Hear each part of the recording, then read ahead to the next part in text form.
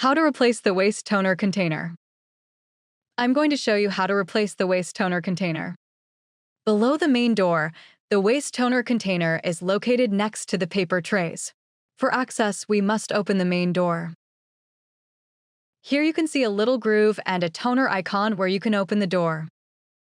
Pull the waste toner container up by the tan indicator area. Place the container in the plastic-sealed disposal bag and box that came with the replacement waste toner bottle. This ensures that any toner leakage stays inside the disposal bag.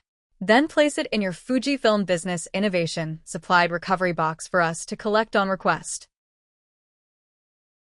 Slide the new container in until it clicks into place. Close the waste toner container door and the main door. This is how you replace the waste toner container.